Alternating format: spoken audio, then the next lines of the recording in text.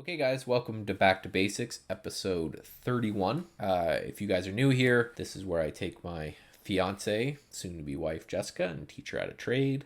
Again, we're on episode 31, so please go back. There's a playlist on each of our channels that have all of the videos in sequential order.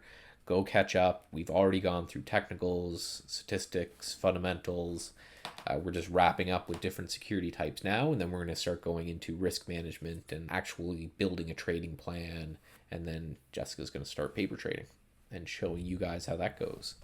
And you can find all of that over at Jessica's channel right here. So if you're watching this on my channel, Jessica's will have the next one over. And if you're watching it on Jess's and you want me rambling at you more, you can come over to my channel. So options contracts. So last time we went over futures. There's as many derivative contracts as you could possibly count, but these are the two big ones. And you got to remember, derivatives contracts are called derivatives because they derive their value off the underlying securities price in some way.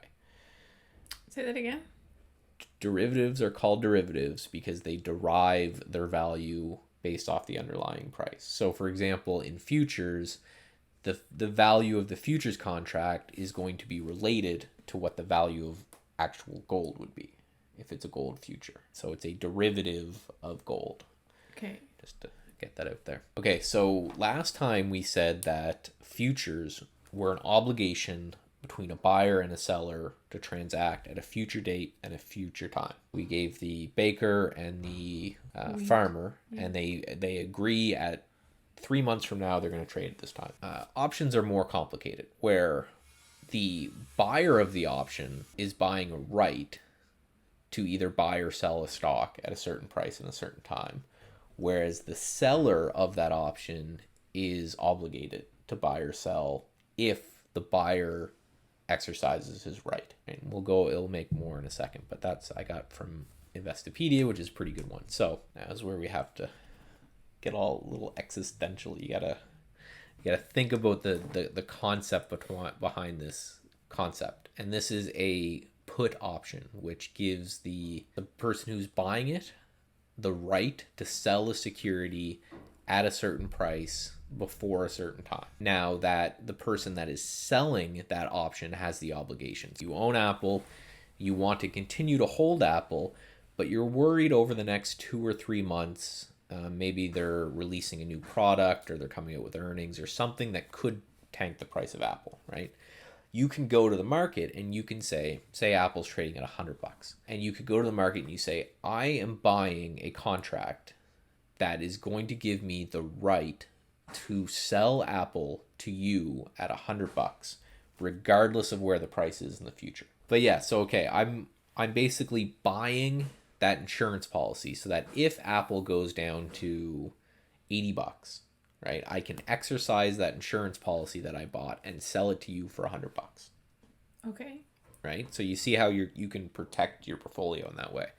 But you, as the option seller, and both of these people are just traders, just like me and you're not going to do that for free, right? You're going to sell it for a premium, the same way as your insurance premium, right? So what your hope is that so say I'm going to give you $10 to do it, right? Your hope is that you go, okay, I will sell you this insurance for $10, and as long as Apple is above $100, I win.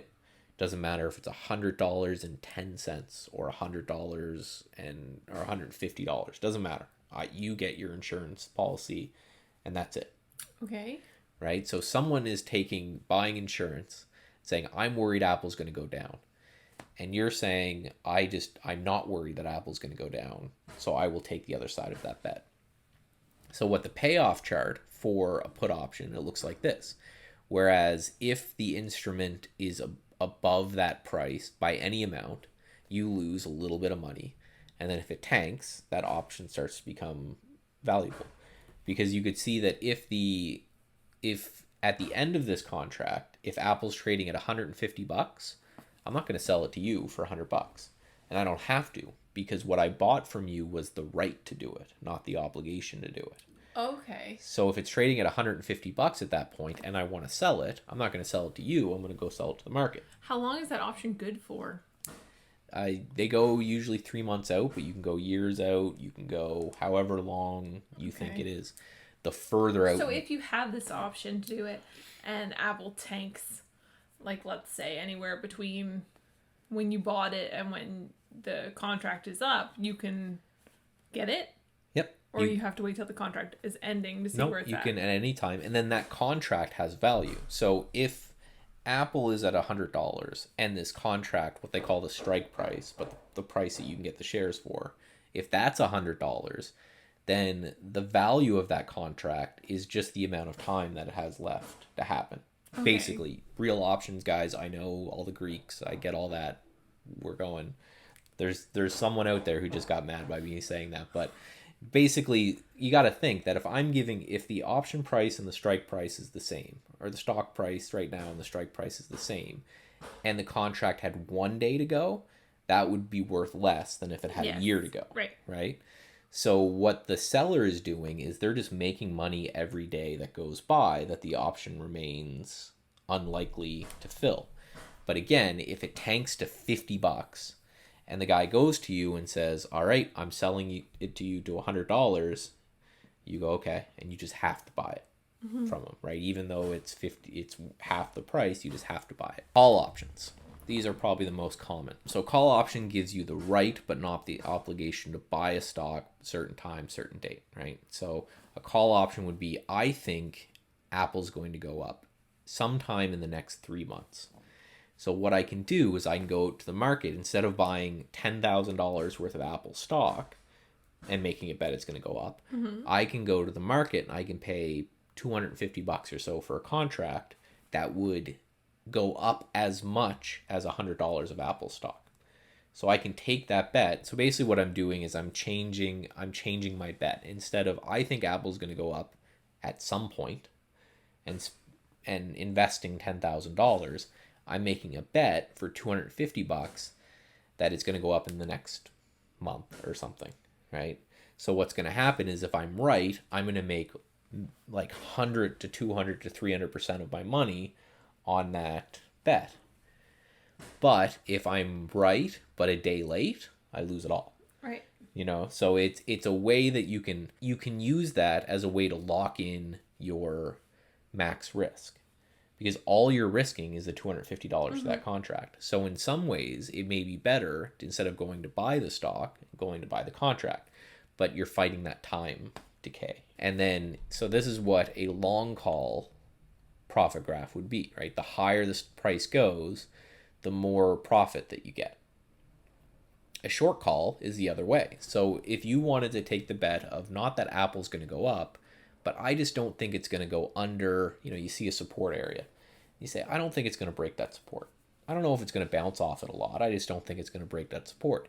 You could sell a call option at a price a little bit below that support, and then every day that goes by, you make a little bit of money. So what that P&L graph looks like this, where you've got this profit, but Apple could quadruple in price. You're only going to get that $250 you sold the call for.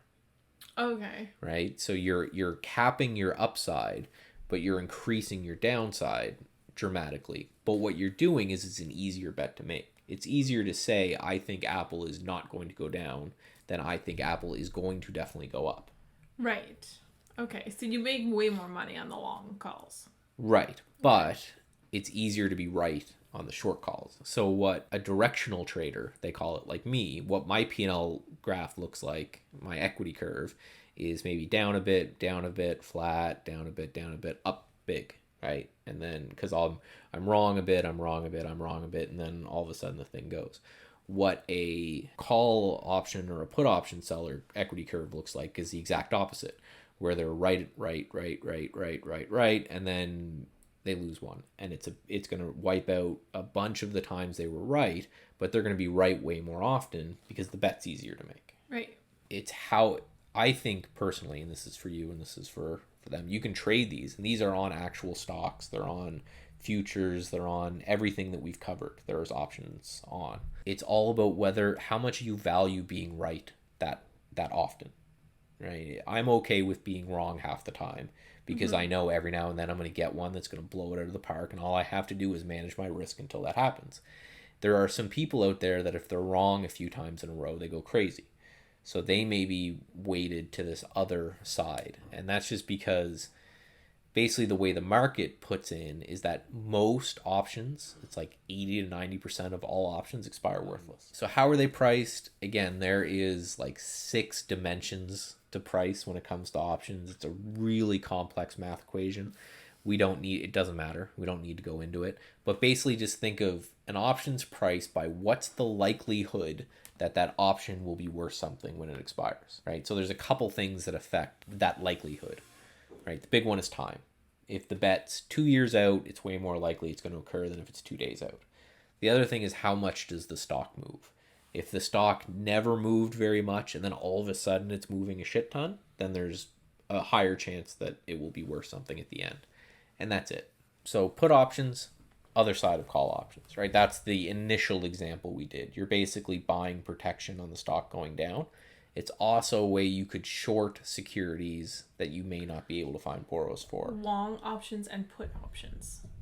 Call options and put options. Oh, okay. So call is basically you're calling the stock to you from the other person.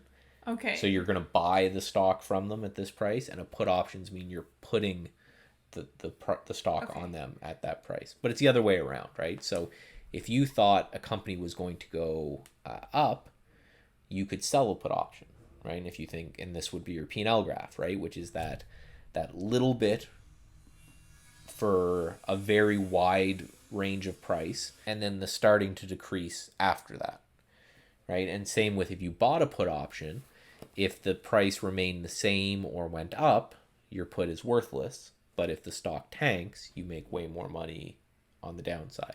So it's just the flip. How are they priced? Same way, right? What's the likelihood that this contract will have value at the end of all of this? Make sense? And then the next is, so we're talked about time decay, right? Already, the longer the option is till it expires, the more it's worth. The more it's worth. Gotcha. And then we talked about selling options already. I went through all of this already, but this is just kind of the baby pool example for anyone who hasn't gotten it. There's 2 ways to do a baby pool. Imagine everyone goes in and says, I'm going to pay $10 to bet that she's going to have a baby on this date. And if I'm right, I'll make $100, right? Someone could go in and said, I'm going to bet on all the other days, right? So all I have to do is have her not give birth on one of my days. Right? I'll bet every other day that she won't, and then I'll make less money. That's a good example. Okay, it's how it was explained to me, right? It's like instead of betting on something occurring, it's easier to bet on something not occurring, right? Yeah, that makes sense. And then you can do, we won't go too much into these, but this is what happens if you did calls and puts. So a long straddle on the same stock. So what if your bet was, I think Apple is either going to go up huge or down huge in the near future, but I don't know which one. Okay. You can buy a call and a put, and the P&L graph looks like this. So if Apple is anywhere within this price, you lose money. But if Apple goes up a bunch, you make money. Or if Apple goes down a bunch, you make money. Oh, that's kind of nifty. And then you can flip that, and you could say, I think Apple is going to remain between $120 and $80 for the next 3 months. And if you're right, anywhere within that price, you make money. And if it goes, right? That's a straddle. This is a butterfly. Basically, you decrease the amount of money you're going to make, but you increase it out in time.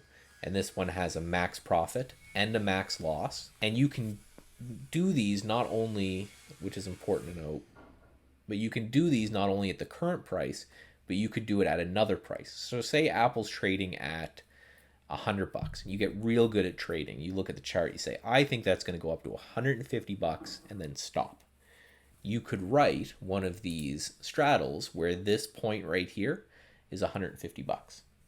So if it moves up to $150 and then peters out, you make a whole bunch of profit, because not only were you right on direction, you were right on that it wouldn't go higher, so you can sell them for that price. And then every day that goes by that it moves towards your bet, you make money, just as that slow time decay. But again, these are these are advanced, and there's like a million more that you can do with them. There's all kinds of combination of buying and selling both calls and puts on the same price. You can come up with all kinds of craziness. But I just wanted to show you the basic examples and didn't just think if you were going to have the if this was something you'd gravitate towards. We could go over more, but that's a basic understanding of futures and options. So again, if you enjoyed this, come check us out. Any more questions before we go? No? All right. See you guys next time.